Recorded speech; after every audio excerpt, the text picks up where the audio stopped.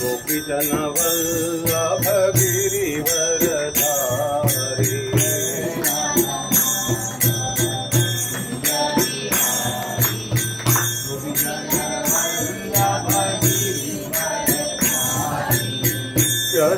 यशोधानंदन व्रज जनरंजन।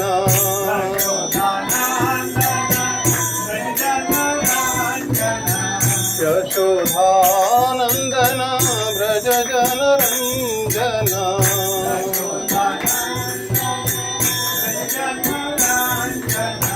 यमुना तीरवनचारी।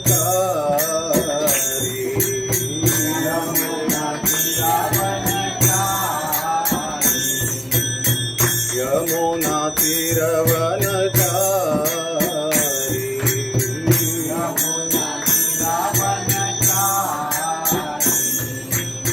जय राधा माधव कुंज बिहारी। गोपीजन वल्लभ गिरिवरधारी।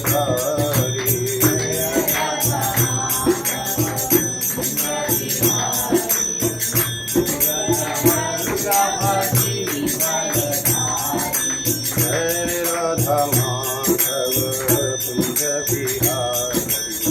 गोपीजन वल्लभ गिरिवरधारी।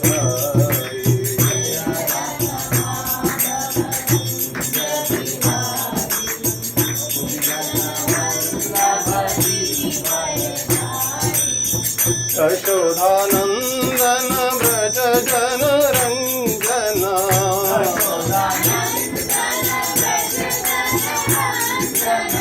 यशोधानंदन व्रज जनरंजन।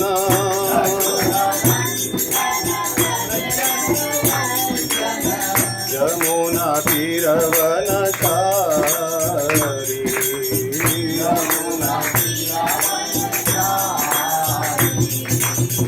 यमुना तीरवनचारी।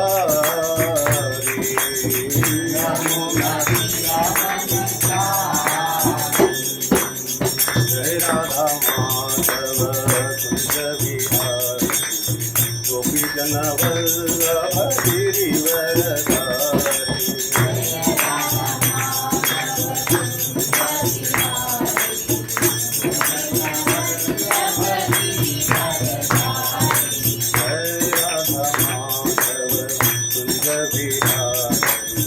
गोपीजन वल्लभ गिरिवरधारी।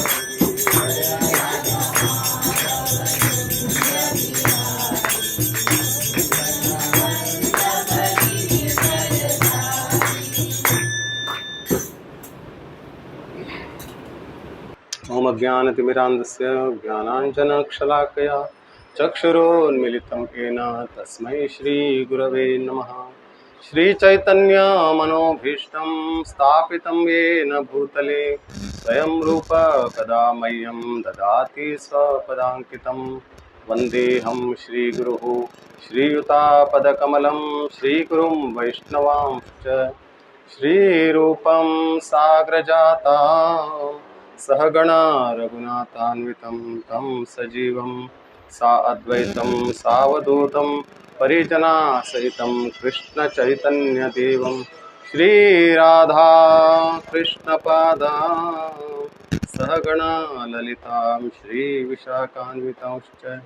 हे कृष्णा करुणा सिन्धु दीनबन्धो जगत्पते गोपेश गोपिकाकान्त श्रीराधाकान्त नमोस्तुते।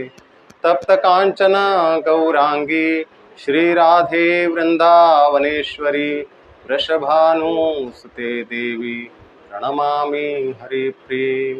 वाञ्छाकल्पतरुभ्यश्च कृपा सिन्धुभ्य एव च प्रतीतानां पावनेभ्यो वैष्णवेभ्यो नमो नमः।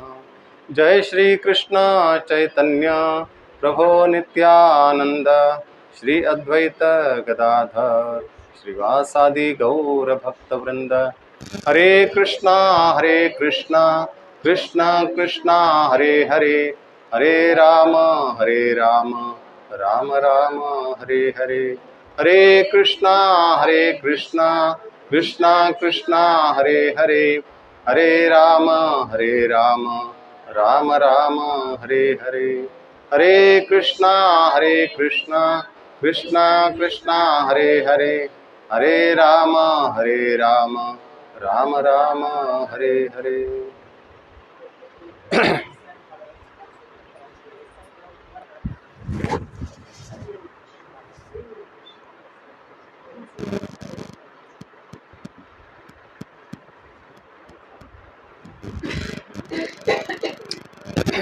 हरे कृष्णा। भी थर्सडे 31 को बलराम जयंती हुआ, तो मैंने सोचा कि आज थोड़ा बलराम जी के बारे में बताएंगे।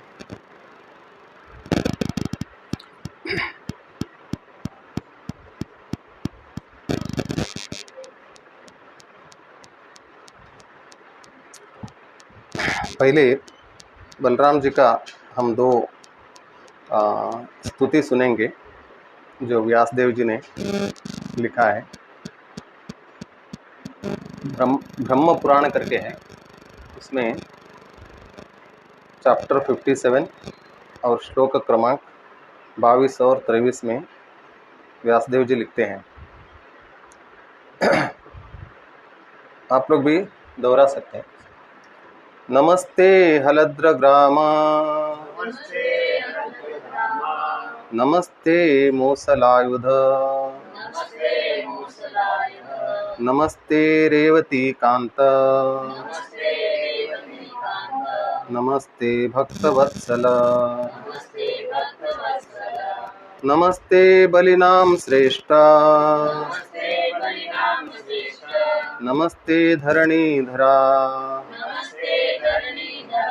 प्रलंबारे नमस्तेस्तु, त्राहि मां कृष्ण पूर्वजा, नमस्ते हलद्र ग्राम, नमस्ते मूसलायुध, नमस्ते रेवती कांत, नमस्ते भक्तवत्सल, नमस्ते बलिनाम श्रेष्ठ, नमस्ते धरणीधरा, प्रलंबारे नमस्तेस्तु, त्राहि मां कृष्ण पूर्वजा, नमस्ते हलद्र ग्राम, नमस्ते मूसलायुध,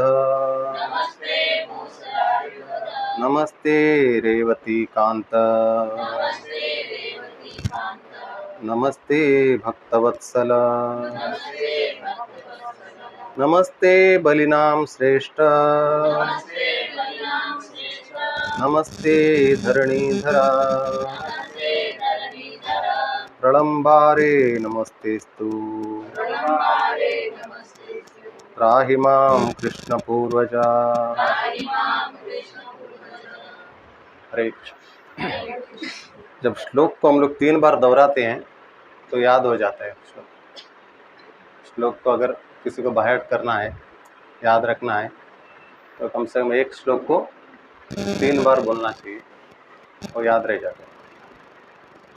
यहाँ पे ब्रह्मा जी बोलते हैं, हे हलधर, आपको मेरा नमस्कार है। हे मूसलधारी, आपको मेरा नमस्कार है। हे रेवती के प्रिय पति, आपको मेरा नमस्कार। और हे भक्तवत्सल, आपको मेरा नमस्कार है।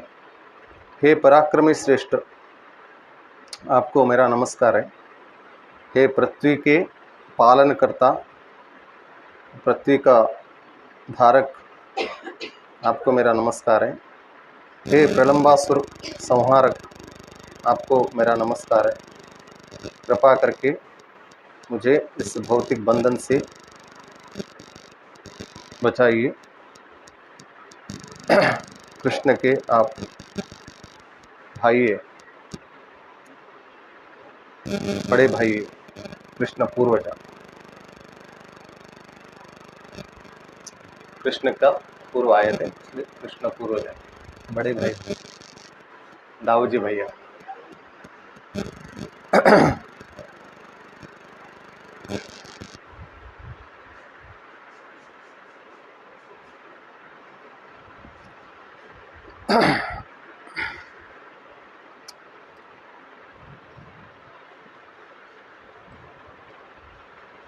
31 को मैं ऐसा बैठा था, मैंने सोचा बलराम के ऊपर एक भजन लिखूं।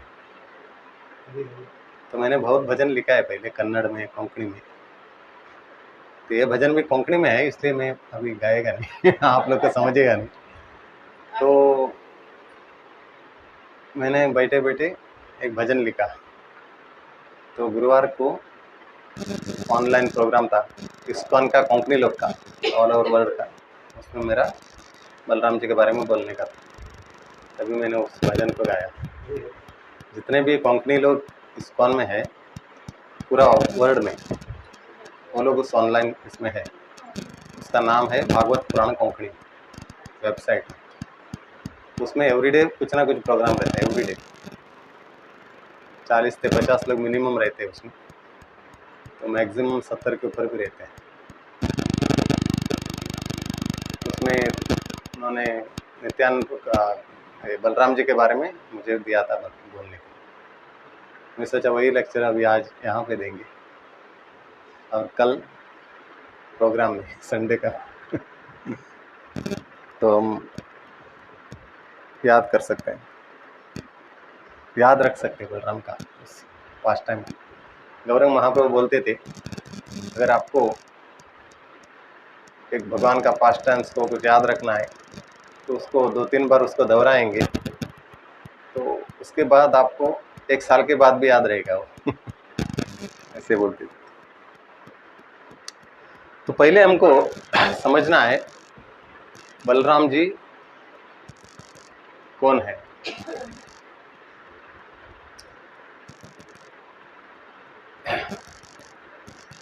बलराम जी शेषनाग हैं, और बलराम जी को भगवान का छाया भी बोलते हैं।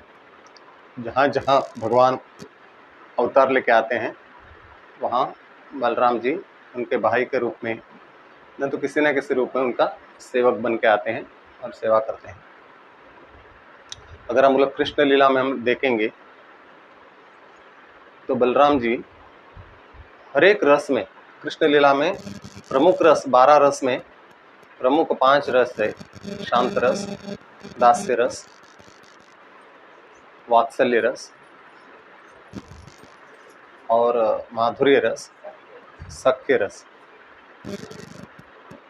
ये 5 रस में बलराम जी कृष्ण का सेवा करते हैं। माधुर्य रस में सेवा करने के लिए गोपी बन के, मंजरी बन के आते हैं, और शांत रस में सेवा करने के लिए मृदंग, करताल, भगवान के लिए जो भी चीज़ है वहाँ पे जो वन बन जाते हैं।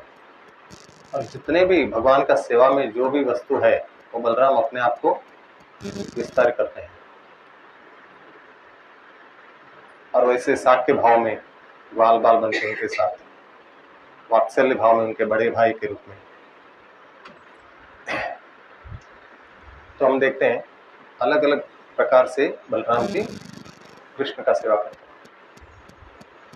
ये बलराम जी का नाम बल इसलिए है क्योंकि बलराम जी गुरु तत्व है, और हमें जितने भी बल है, वो बाहुबल हो, ज्ञान बल हो, जो भी बल हमारे अंदर है तो बलराम जी से आता है, हर एक व्यक्ति के अंदर। इसलिए किसी के अंदर जो बल है उसके ऊपर हम जो है ईर्ष्या ये सब नहीं करना चाहिए। बल आता है तो हमें बलराम का याद करना चाहिए, बलराम जी ने इनको बल दिया है। तो इसलिए वो शक्ति जो है वो बलराम जी से आता है, चाहे वो ज्ञान शक्ति हो, बाहुबल भाव शक्ति हो, और जो भी शक्ति हमारे अंदर है वो बलराम जी से आता है। तो हम देखते हैं बलराम जी का एक नाम है संकर्षण। संकर्षण का मतलब है किसी चीज को कोई आकर्षित करता है, किसी चीज में आकर्षण है उसका, उसको बोलते हैं संकर्षण। तो यहाँ पे संकर्षण कैसे नाम पड़ता है बलराम जी को? बलराम जी देवकी के गर्भ में आते हैं, लेकिन रोहिणी के गर्भ से उनको आकर्षण होता है। बराबर? तो रोहिणी कहाँ पर रहती है तभी? रोहिणी जी गोकुल में रहते हैं, क्योंकि कंस जो है बहुत तकलीफ दे रहे थे, इसलिए वसुदेव ने रोहिणी को नंद महाराज के यहाँ पे रखा था। नंद महाराज और वसुदेव जी मित्र थे।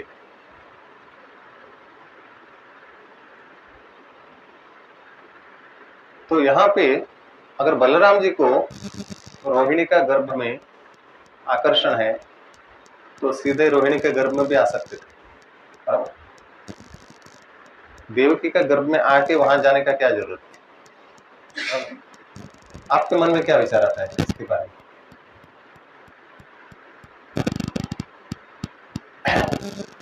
पहली बात है, बलराम जी गुरु तत्व है। बराबर?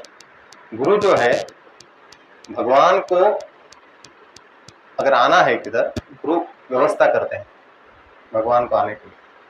अगर हमारे अंदर भगवान को हमको बुलाना है तो हमको गुरु का शरण में हम जाते हैं।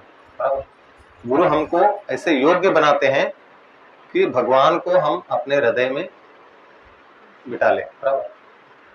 तो वैसे ही बलराम जी पहले आते हैं हमको सिखाने के लिए, ताकि अगर भगवान यहाँ पे देवकी के गर्भ में आने वाले हैं तो पहले मुझे जाना पड़ेगा भगवान के लिए, और पीठ तैयार करना पड़ेगा ठीक से। तो भगवान इसलिए वहां पे पहले आते हैं देवकी के गर्भ में। वहां से भगवान जो है, भगवान जानते थे रोहिणी के गर्भ से इनको आकर्षण है, इसलिए योग माया के बोलते हैं इनको अभी रोहिणी के गर्भ में लेके जाओ।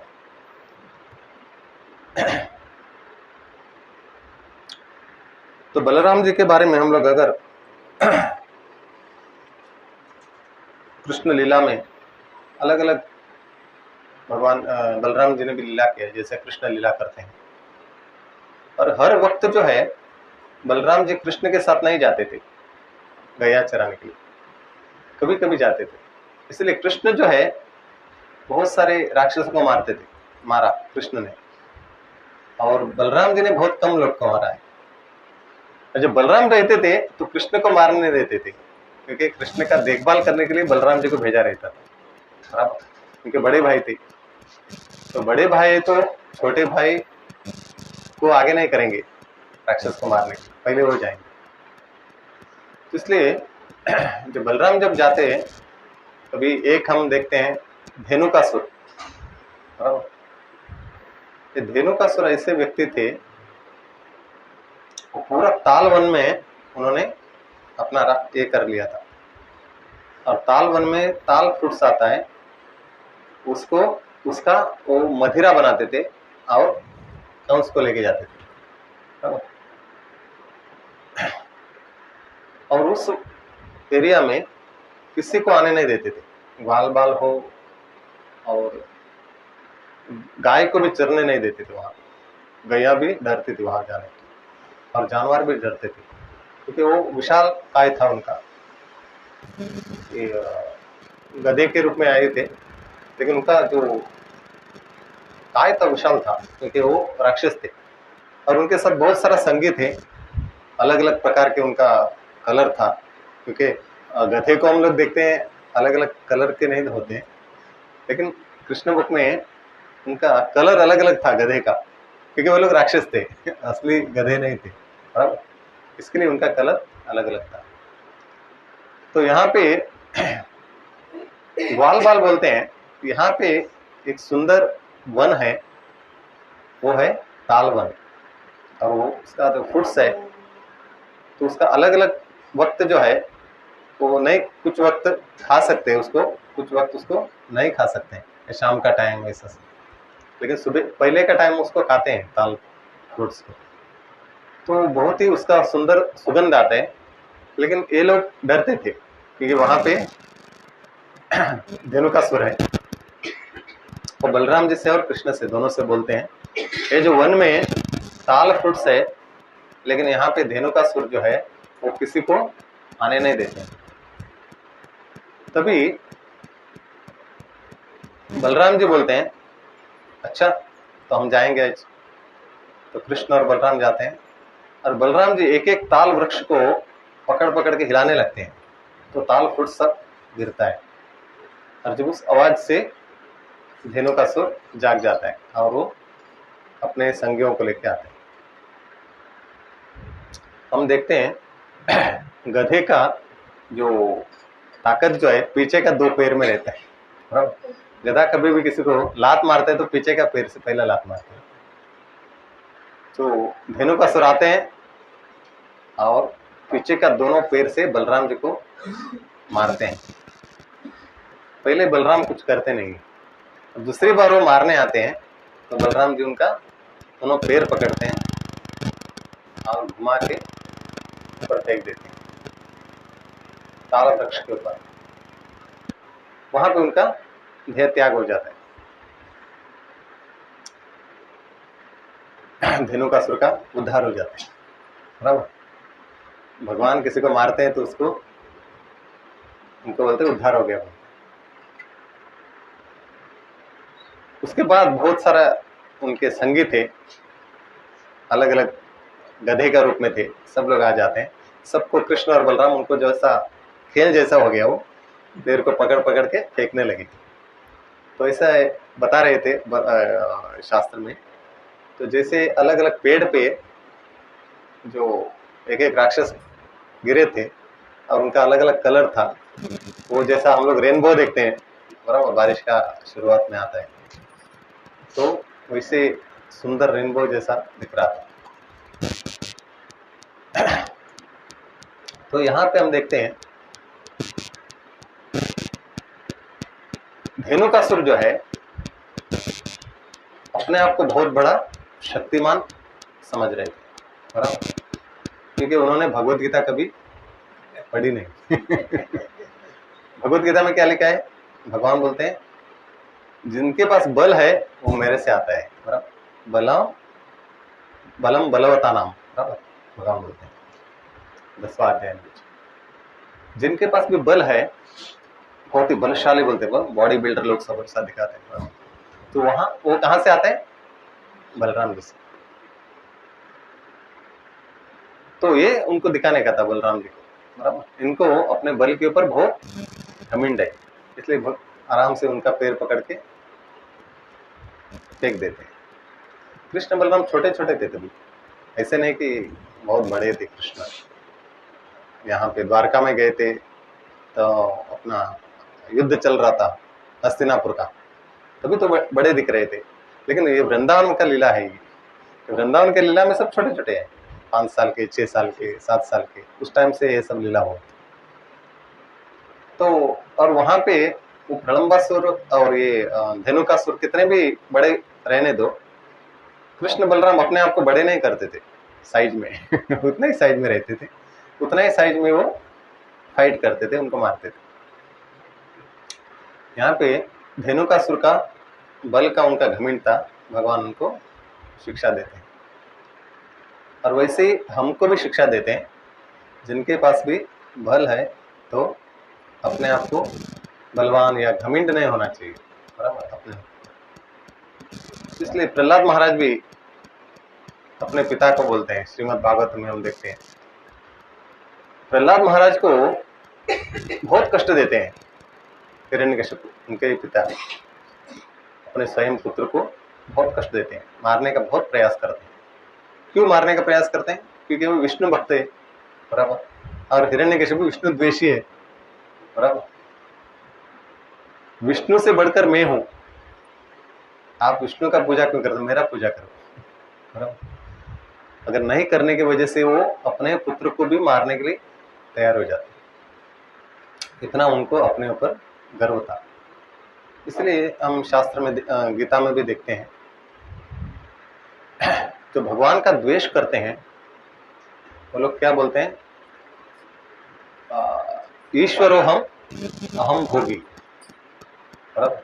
भगवान बोलते हैं ऐसे लोग, उनका विचार ऐसा रहता है, ईश्वरो हम अहम भोगी, आगे क्या है?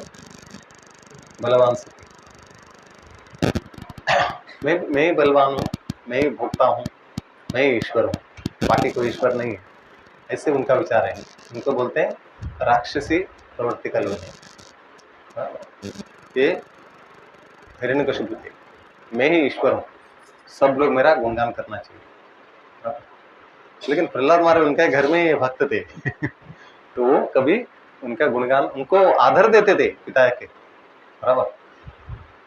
ये असुर श्रेष्ठ बोलते थे, उनसे बात करते रहो। ऐसा नहीं कि पिताजी से कैसे बात नहीं करते थे। असुर श्रेष्ठ उनका श्लोक में देख सकते हैं हम, हर एक श्लोक में पहले असुर श्रेष्ठ बोल के पिता को गौरव देके बात करते थे।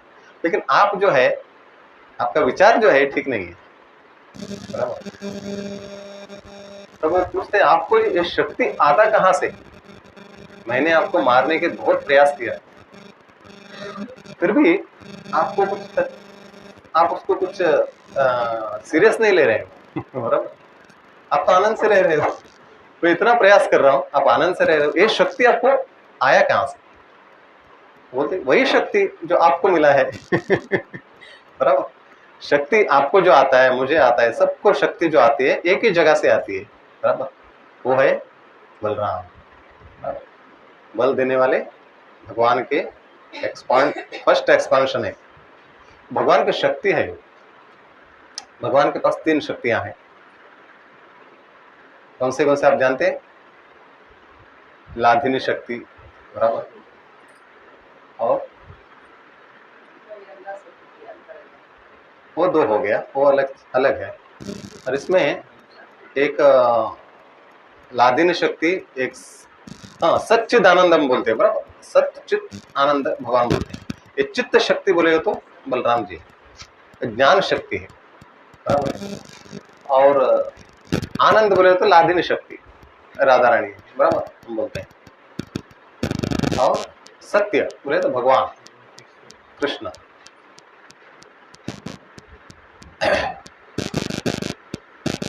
उनको हम सत्य बोलते हैं, बाकी सब मिथ्या है, भगवान से निकलता है, बराबर।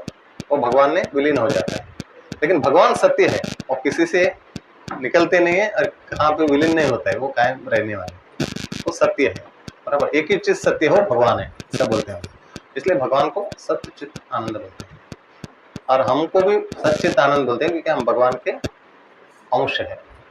लेकिन हम अपने आप को शरीर से देखते हैं, उसके वजह से हम भगवान से लंबे रहते हैं, नहीं तो हम भगवान के साथ जुड़े हैं, भगवान के हम अंश हैं, उसको बोलते हैं हम आत्मा बोलते हैं, बराबर। तो यहाँ पे प्रहलाद जी बोलते हैं जो शक्ति आपको मिली है, जहां से आपको शक्ति मिलती है वहां से मुझे भी शक्ति मिलती है।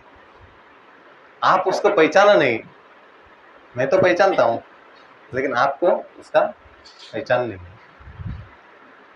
तो फिर भी हिरण्यकशिपु मानते नहीं,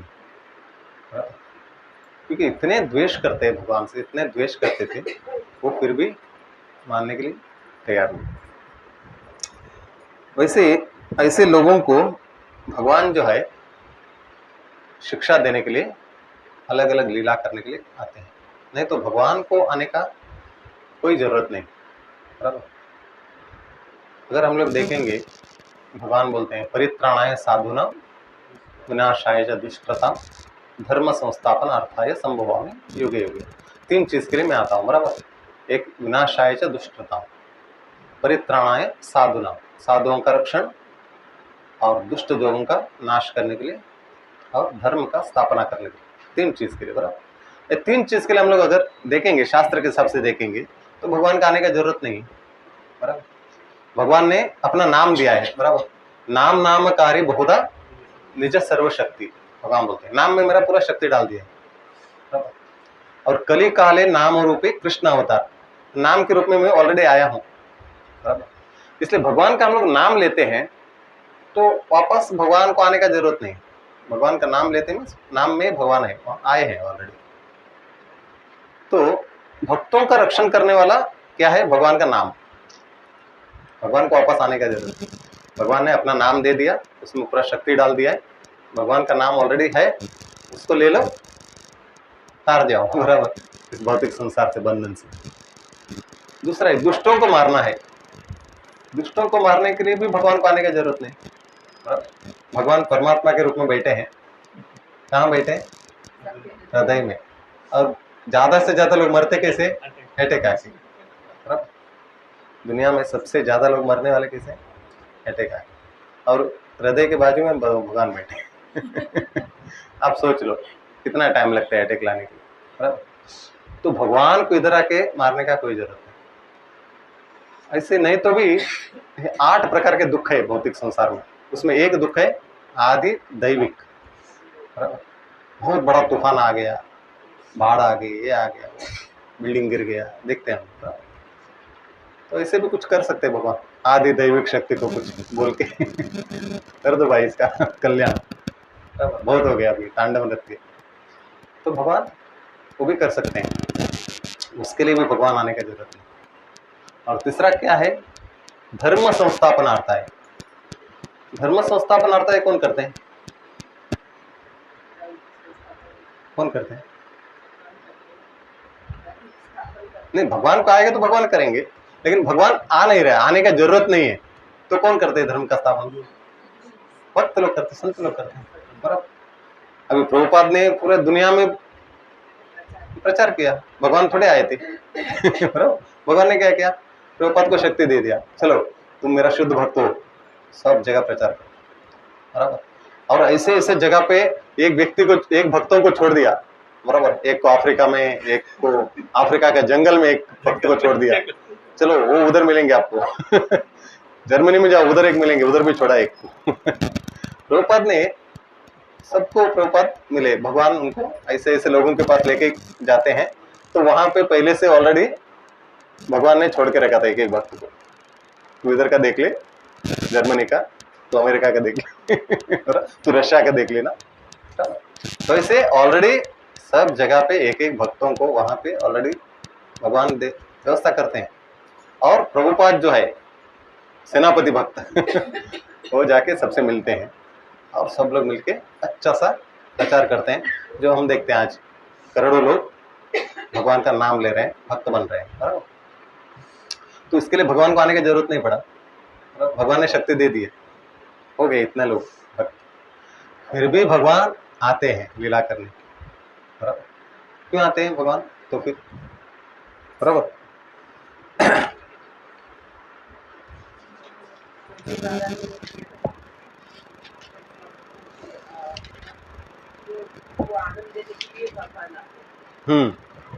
हाँ बराबर बराबर। हाँ, ये सही बात है, उनको आने का कोई जरूरत नहीं। लेकिन भगवान जो है भक्तों से इतना प्रेम करते हैं, तो भगवान को आना पड़ता है उनको आनंद देने के लिए। तो मैं कुछ लीला करूंगा तो भक्त लोग को क्या है, नहीं तो प्रजल्प तो नहीं करेंगे भक्त लोग, उनको कुछ तो भगवान के बारे में बोलने का है। अगर मैं कुछ लीला करूंगी तो बोलेंगे ना वो लोग, बराबर, नहीं तो क्या बोलेंगे। तो लीला करेंगे तो शास्त्र बन जाता है, बुक में लिखते हैं, वो पढ़ेंगे, नहीं तो एक दूसरे से कथा करेंगे, बोलेंगे, तो उसमें आनंद लेंगे। बराबर। और मेरा भगवत धाम आ जाएंगे। तुष्यंति च रमन्ति च। कौन सा श्लोक है? मच्चिता मद्गत प्राण बोधयन्तश्च परस्परं कथयन्तश्च मां नित्यं तुष्यन्ति च रमन्ति च। मच्चिता मद्गत प्राण, मेरे बारे में भक्त लोग बोधयन्तश्च परस्परं, एक दूसरे को बोधन करेंगे, कथयन्तश्च मां नित्यं, मेरे जो कथा है आपस में करते रहेंगे नित्य। तुष्यन्ति च रमन्ति च, उससे क्या होता है? आनंद का अनुभव करेंगे। भक्त लोग को बाकी चीज में आनंद नहीं आता है। वृंदावन में लीलाएं होती है, वो गोपिकाएं उसी का कथा गान करती है, हाँ, तो उससे हमारे को सीखते हैं। बराबर। भगवान का जो कथा है उसमें भक्त लोग आनंद का अनुभव करते हैं। तो यहाँ पे हम देख सकते हैं कैसे भगवान, जो शास्त्र में भी लिखा है, जो भक्तों को आनंद देने के लिए भगवान जो है आते हैं। उसका एक श्लोक है, इसको ढूंढ रहा था।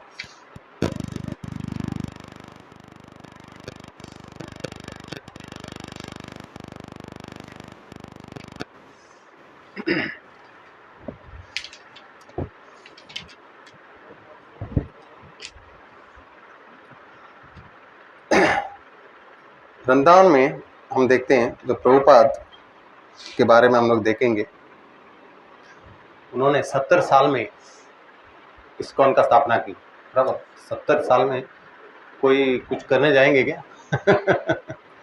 बराबर हाँ, 20 साल 25 साल में तो 20-25 साल में थोड़ा एक्टिव रहते, कुछ करने के लिए नहीं रहता है, लेकिन 70 साल में अभी कौन जाएगा अमेरिका?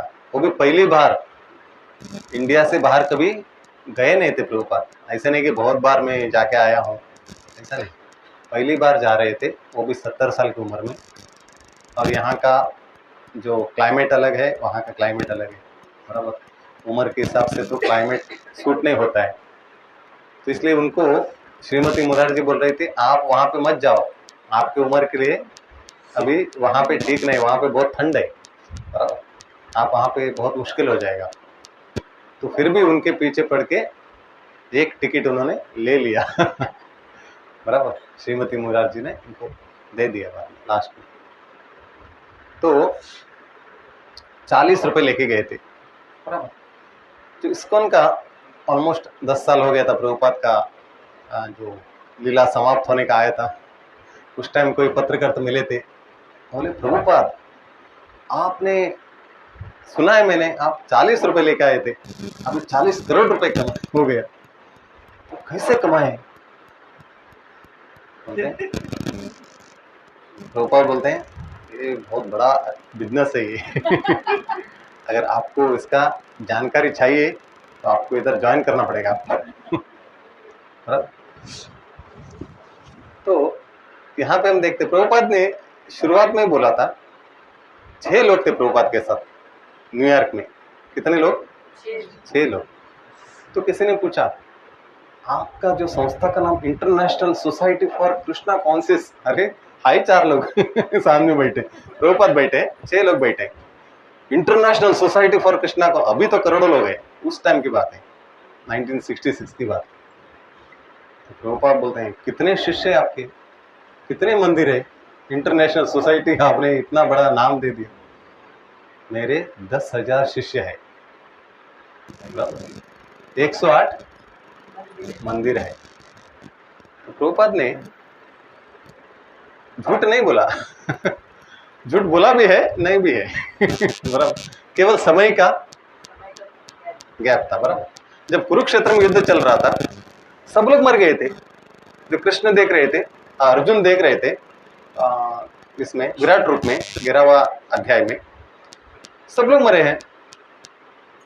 सब लोग मुंह में डाल रहे हैं भगवान का, सब लोग मरे और सामने सब लोग खड़े भी हैं। बराबर सब लोग भगवान के मुंह में जा रहे हैं और इसका मतलब मर गए ना, सबको अंदर के चले गए। तो विराट रूप से बाहर आते हैं कृष्ण, जो अर्जुन देखते हैं सब लोग इधर ही खड़े हैं युद्ध के लिए तैयार होके। बराबर तो भगवान बोलते हैं अरे मैंने तो देखा है सब आपके मुंह में जा रहे थे, ये कहाँ से आ गए? नहीं वो तो होने वाला है, टाइम है, कोई समय क्या ये है। बराबर आपको आगे का समय में दिखाया पहले से ही क्या होने वाला है। तो वैसे ही प्रभुपाद जानते थे क्या होने वाला है। तो प्रभुपाद जाते टाइम 108 मंदिर बना के ही गए, 10,000 शिष्य बना के ही गए।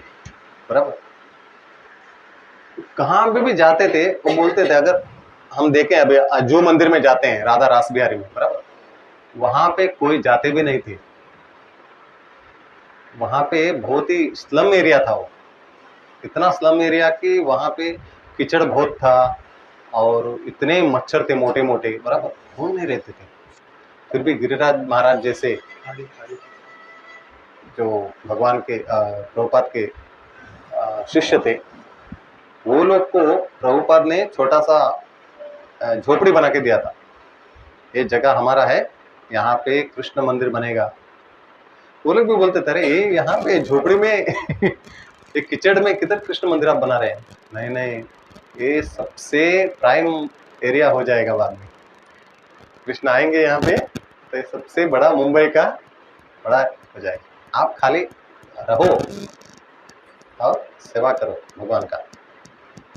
आज हम देखते हैं जू कैसे है, बराबर। जितने भी फिल्म स्टार है वहाँ पे रहते हैं बड़े बड़े, बराबर।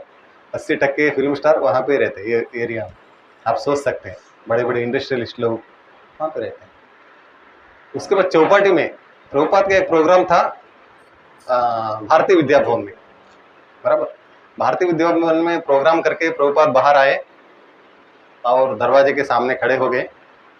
यहाँ पे एक मंदिर बनने वाला है जो गोपीनाथ मंदिर अभी बना है, उंगली दिखा के, बराबर। यहाँ पे एक मंदिर बना है, बनने वाला है। तो हम देखते हैं वहाँ पे राधा गोपीनाथ मंदिर बना, वो भी कैसा, इतना छोटा सा रूम था, इतना, इससे भी छोटा था राधा गोपीनाथ मंदिर, बराबर। पहले शुरुआत में 30 साल पहले। तो बाद में आजू बाजू में सब क्लासेस था, कोई भोला क्लासेस था, कोई योगा क्लासेस था, अलग अलग ये था। तो एक एक जो है लेते गए, बराबर। लेकिन बाजू में भोला क्लासेस था, वो छोड़ ही नहीं रहे थे। ये सब डबल पैसा देके लिया उनसे। आज भी हम देखते हैं आजू बाजू का बिल्डिंग में महाराज ने डबल पैसा दिया, क्योंकि वो नहीं जाने वाले हैं, बराबर। वो पागड़ी सिस्टम है ना, जाते नहीं महाराज को, क्योंकि भक्त लोग बढ़ गए हैं, भक्तों का अवश्य ये है, जगह नहीं है, तो कैसे भी करके उनको ये करना पड़ेगा। तो वहाँ पे भोला क्लासेस था, तो भोला क्लासेस वाले छोड़ ही नहीं रहे थे। तो महाराज से सब लोग आके बोलते हैं भोला क्लासेस वाले वो जा नहीं रहे हैं, क्या करें। नहीं, अभी गोपीनाथ जी आ गए हैं। गोपीनाथ त्रिभंग फॉर्म है ना भगवान का, बराबर। फिर ऐसा करके बांसुरी लेके खड़े, 3 साइड में टेढ़े हैं भगवान, है ना खड़े होते। तो भगवान आ गए। अभी भगवान एक किक मारेंगे ना तो भोला क्लासेस हरी भोला क्लासेस हो जाएगा और थोड़े ही दिन में क्या हो गया, भोला क्लासेस गया, वहां पे हरी भोला क्लास हो गया। अभी वहां पे अपना कृष्ण के बारे में अलग अलग ये सब होता है, सेमिनार वो सब होता है। तो भगवान जो सोचते हैं, भगवान कुछ करना चाहते हैं तो भगवान करेंगे, अगर विश्वास सबको भगवान के ऊपर रखना चाहिए। तो प्रभुपाद ने भी भगवान के ऊपर पूर्ण विश्वास था उनको। अपने मैं इतना कर रहा हूँ ऐसा कुछ प्रभुपाद को नहीं था, प्रभुपाद को पहले से था। एक बार इनको एक जगह चाहिए था, तो सब लोग बोले एक जगह नहीं मिल रहा है कृष्ण मंदिर के लिए। प्रभुपाद के पास आए, अच्छा आपने बलराम जी का प्रार्थना नहीं किया ऐसे जगह नहीं मिलेगा। आपको भगवान के लिए मंदिर बना रहे हो, आप पहले बलराम जी के पास जाओ, प्रार्थना करो, बराबर। तो सब लोग भगवान से, बलराम जी से रोज प्रार्थना कर रहे थे। कुछ महीने के बाद एक जो उनका शिष्य थे प्रभुपाद के, उनके सपने में बलराम जी आए बराबर। और आके वो बोले कहाँ जाना है, किससे बात करना है, क्या करना है, क्या सब उस बोल के वो जगह उनको मिल गया, बराबर। वो प्रभुपाद को आके बोले, प्रभुपाद बलराम जी खुद आके मुझे गाइड कर रहे थे सपने में। ऐसे हम लोग देख सकते हैं बलराम जी है वो गुरु तत्व है। कहाँ पे भी हम जाएंगे और किसी के भी अंदर, अपने अंदर भी जो है उसको भी हम बलराम जी से, हम हमारे अंदर जो ज्ञान है, जो बल है, वो बलराम जी से आया है वो समझने का। और किसी के अंदर भी बल है, अपने से ज्यादा ज्ञान है, तो ईर्ष्या नहीं करना चाहिए। वो भी बलराम ने ही दिया है हमको, बलराम जी से आता है, उसका गौरव करना चाहिए। उसका खुद का ज्ञान नहीं हो, वो बलराम जी से आता है, इसके लिए उसको गौरव करना चाहिए, ईर्ष्या नहीं करना चाहिए। तो दूसरा है भगवान बलराम जी है और एक राक्षस को मारते हैं, उनका नाम है रणंबासुर, बराबर। रणंबासुर जो है वो कैसे आए थे, ग्वाल बाल बन के आए थे, बराबर। बाल बाल बन के इनके झुंड में आ गए। तभी उनका गेम अलग अलग दिन में अलग अलग गेम होता था ग्वाल बाल के बीच में। तो उस दिन क्या था, कुश्ती था, बराबर। कुश्ती की कुछ रस्सी खींचना जो कुछ था, बराबर। वो कौन हार जाता है, जीतने वाला पार्टी को अपने कंधे पे लेके जाना है, बराबर।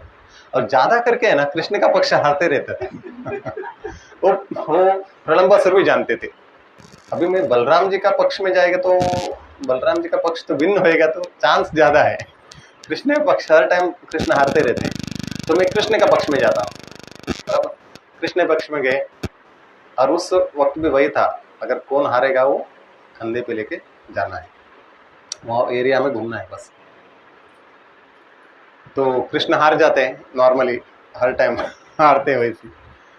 तो प्रलंबासुर सोचते हैं अभी मैं बलराम जी को पहले कंधे पे लेगा और बलराम जी को पहला मारूंगा मैं, तो कृष्ण को मारना आसान हो जाएगा, नहीं तो कृष्ण को मारना बहुत मुश्किल है।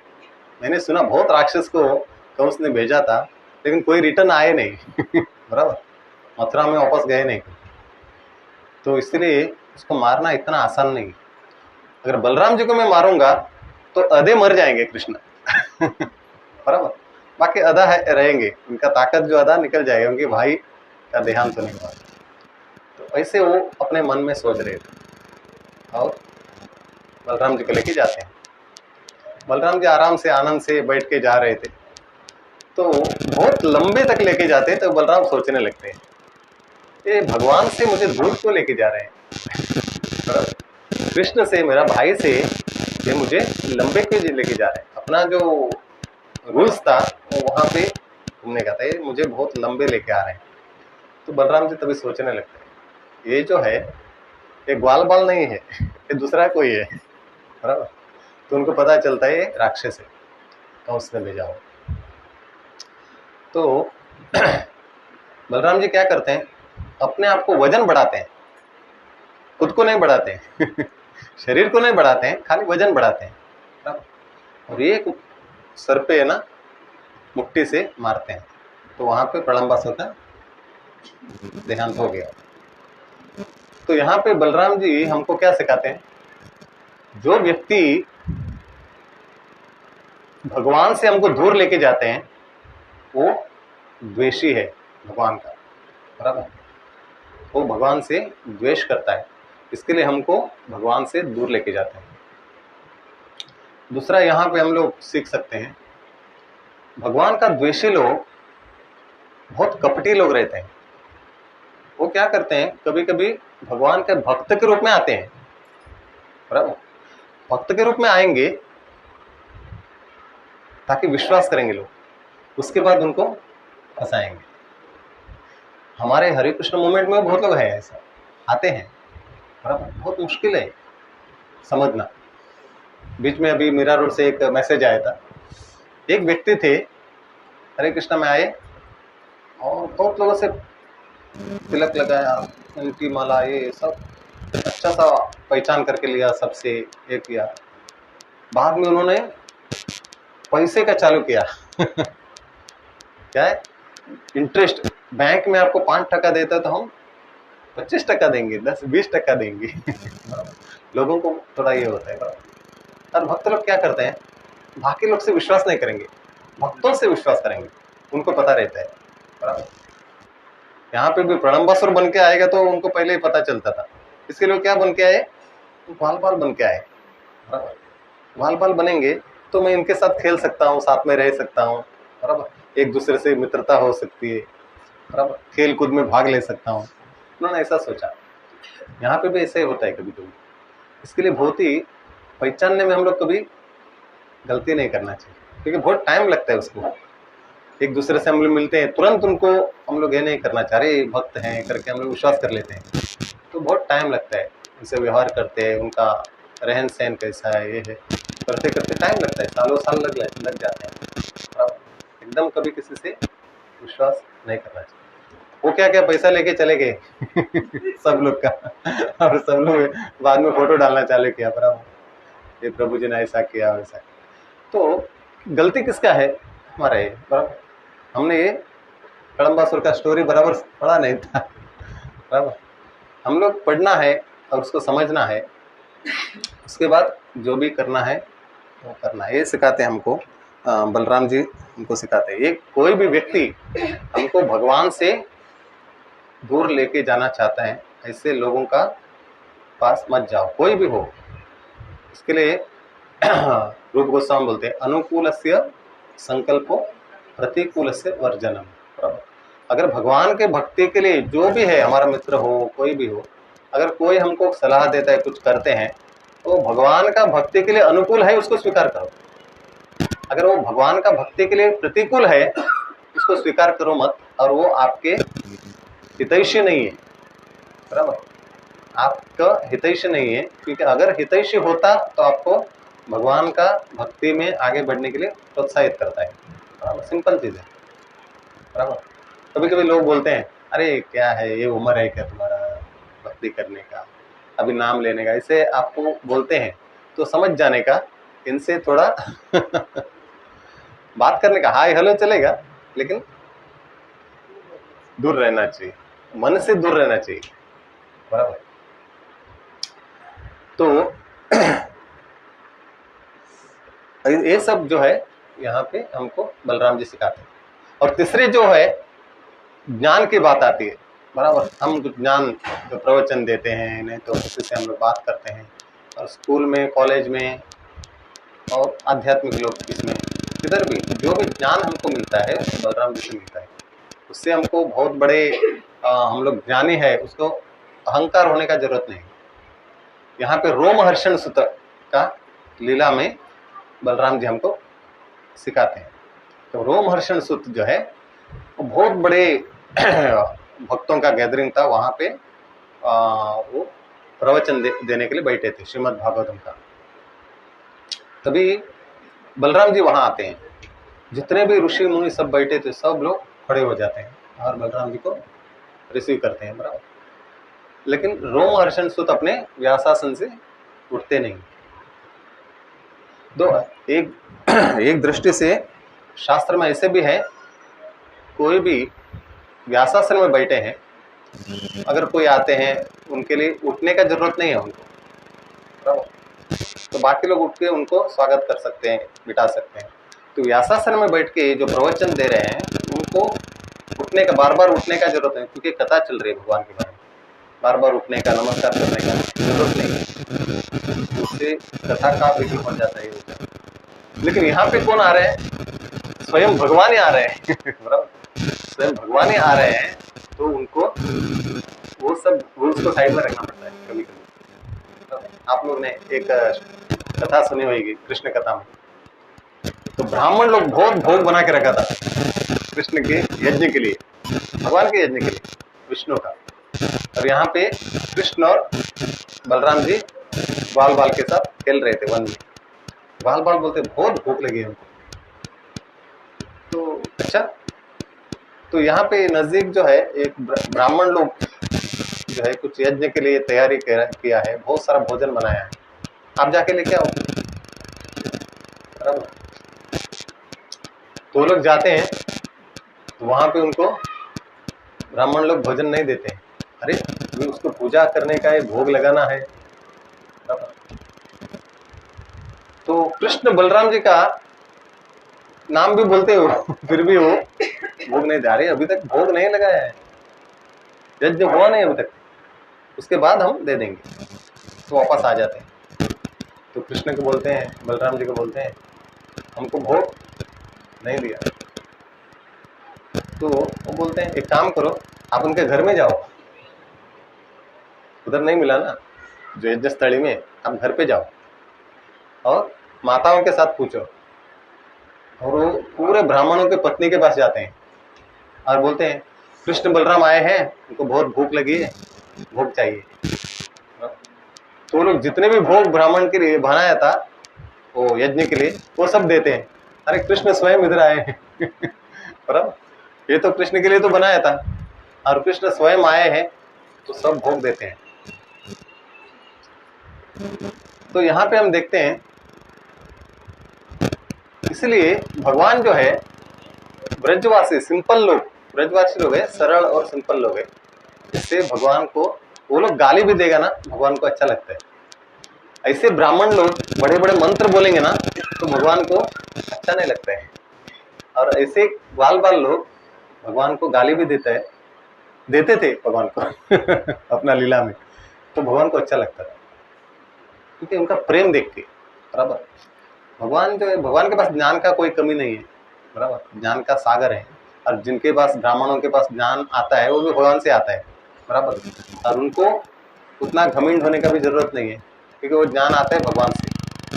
लेकिन ये जो ब्राह्मण पत्नियां, उनके पास इतना ज्ञान नहीं है, लेकिन वो जानते हैं भगवान जो है सब सर्वश्रेष्ठ है, तो भगवान को हम लोग देते हैं तो सब यज्ञ याग को पहुंच गया बराबर। तो ये सबसे बड़ा ज्ञान ज्ञान की बात है बराबर, वो भक्त लोग जान सकते हैं।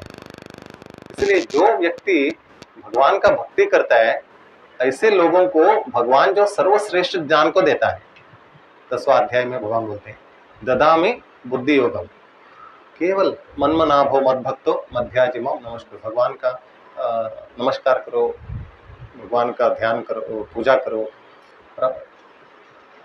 ऐसे लोगों को भगवान क्या करते हैं, पूरा ज्ञान दे देते हैं। और भगवान का से बढ़कर ज्ञान जाने और कौन है बराबर, सब ज्ञान उनको दे देते हैं कि उनसे वक्त पे क्या करना चाहिए।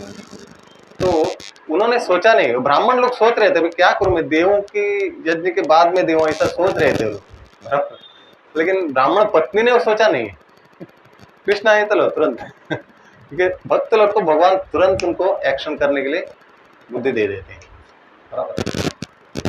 यहाँ पे रोमहर्षण का क्या था, वो उठे नहीं तो बलराम जी को लगता है अरे इनको थोड़ा घुमिंड है अपने ज्ञान के ऊपर बराबर, वो अपने व्यासासन से, मैं खुद आने के बाद भी उठते नहीं है बैठे हैं बराबर।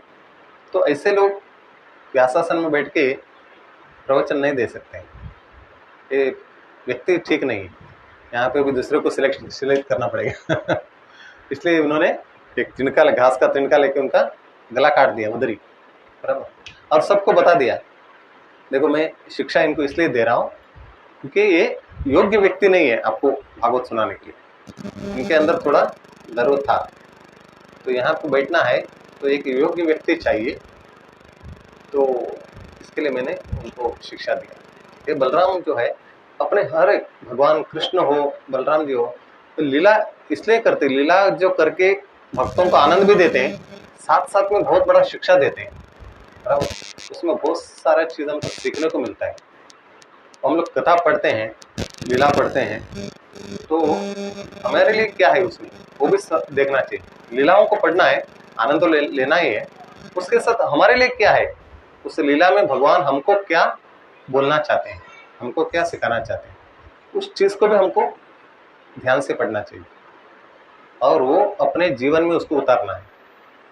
हाँ, भगवान ने ये लीला में भगवान मुझे ये समझाना चाहते हैं, चलो मेरा अंदर वो है कि नहीं, मुझे उसको लेना है बराबर। वो हर एक लीला में हम पढ़ते पढ़ते केवल स्टोरी जैसा पढ़ते नहीं जाने का, वो बच्चे लोग करते हैं, बच्चे लोग को क्या है वो अच्छा लगता है उनको, कृष्ण ने प्रलंबासुर को मारा, वो नाचेंगे हाथ बराबर। लेकिन हम जो पढ़ते हैं तो उसमें हमारे लिए क्या शिक्षा है, क्योंकि जैसे हम बड़े होते जाते हैं तो हमारा बुद्धि भी बढ़ती है बराबर, हम बुद्धि बढ़ती है तो हमारा विचार भी बढ़ता है। तो हम लोग केवल बच्चों को जैसे केवल कथा ही पढ़ेंगे, स्टोरी पढ़ेंगे तो ये नहीं, उसमें आनंद नहीं आता है।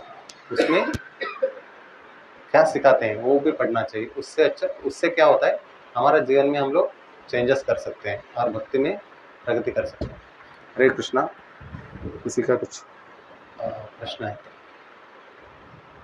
प्रश्न है?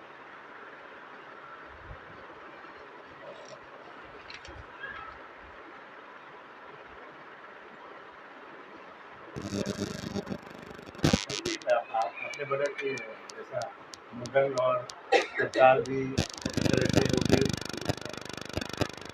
एक्सपांशन है। क्या विशेषता, क्या विशेषता सेवा, सेवा भाव, शांत रस में सेवा।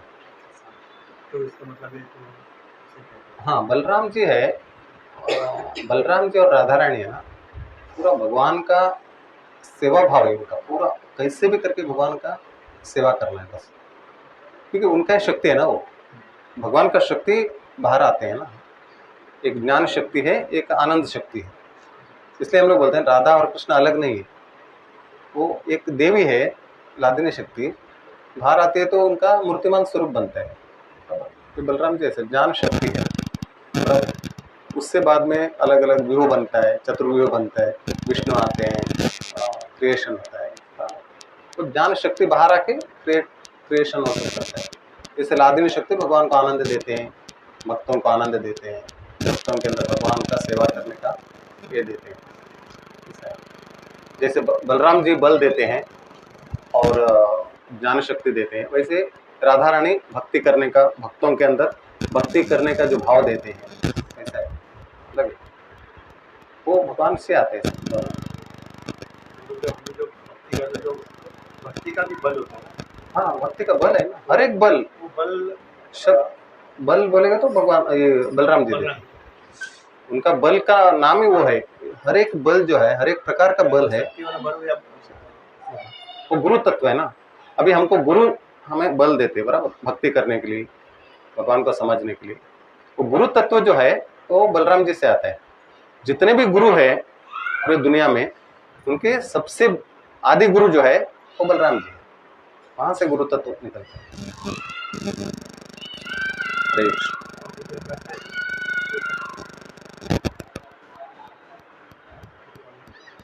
महाभारत के स्टोरी में लास्ट में बलराम के बारे में ज्यादा कुछ महाभारत का स्टोरी में भगवान जो है ना, बलराम जी भगवान को अलग अलग तरीके से सेवा करते हैं। कुरुक्षेत्र में गए वो नहीं, वो तीर्थ यात्रा में चले जाते हैं। उनको देखने का नहीं था, देखने का नहीं था, क्योंकि अपने घर में घर के लोग ही युद्ध कर रहे हैं। बोलते मैं नहीं रहूंगा इसमें। हाँ, और उनका दूसरा भी एक स्टोरी है उसके साथ साथ। एक वो गाय का ये करते हैं बराबर। भगवान ने एक लीला किया था तो ताकि बलराम जी इधर रहेगा तो गड़बड़ हो जाएगा, इसको कैसे भी करके बाहर करना है युद्ध के टाइम पे। क्योंकि बलराम जी हर वक्त कौरवों के साइड में रहते थे, वो भी भगवान को आनंद देने के लिए। देखिए हम देखते हैं भीम से भी अच्छा गधा का ये जो है शिक्षा जो है दुर्योधन के किसने दिया? बलराम ने दिया। उसका भी कारण है। हम लोग को बाहरी रूप से दिखता है बलराम जी ने दुर्योधन को क्यों शिक्षा दिया, ऐसा हम विचार कर सकते हैं। लेकिन वो जो है कृष्ण को आनंद देने के लिए, अगर समझो एक क्या बोलते हैं शक्तिमान एक व्यक्ति है, उसके सामने एक छोटा सा एक व्यक्ति आके युद्ध करने के लिए खड़े हैं, तो कृष्ण क्या आनंद लेंगे उसमें, बराबर। एक भीम का जो है 10,000 हाथी का ये है, उसके सामने एक हाथी का बल वाला कोई आके खड़ा है, तो उसमें मजा आता है क्या? उसमें दोनों का युद्ध में मजा नहीं आता। वो हर एक दृष्टि से कृष्ण को आनंद कैसे दे वो सोचते हैं। वो ऐसे व्यक्ति बनाते हैं, भीम से भी बड़े पराक्रमी इसको बनाते हैं दुर्योधन को, तभी मजा आएगा कृष्ण को। भीम और दुर्योधन जो लड़ रहे हैं ना, वो आनंद तभी कृष्ण ले पाएंगे, क्योंकि दोनों शक्तिमान है, एक से बढ़कर एक। तो जो युद्ध करते हैं ना दोनों, तभी कृष्ण आनंद लेंगे। इसके लिए जानबूझकर उनको सिखाते हैं। हर एक जो लीला है बलराम जी है ना, हर एक दृष्टि से कैसे भगवान को, जैसे ये है कौन है, भीष्म पितामह, कितने महान भक्त थे, फिर भी उन्होंने कौरवों के पास पक्ष लिया, लेकिन कृष्ण के शुद्ध भक्त थे। अलग अलग प्रकार से रस में बहुत सारे रस है। हम लोग खाली 5 रस जो है मेन रस है उसके बारे में हम लोग चर्चा करते हैं, लेकिन बहुत रस है उसमें। अलग अलग प्रकार से भगवान को आनंद देना का प्रयास करते हैं। उस अलग अलग प्रकार का रस में ऐसे भी अलग अलग प्रकार है। भयानक रस रहता है, विभत्स रस रहता है, बराबर। हाँ, रौरव रौद्र रस, बराबर। कैसे कैसे रस है, तो हमको समझ में नहीं आता है वो।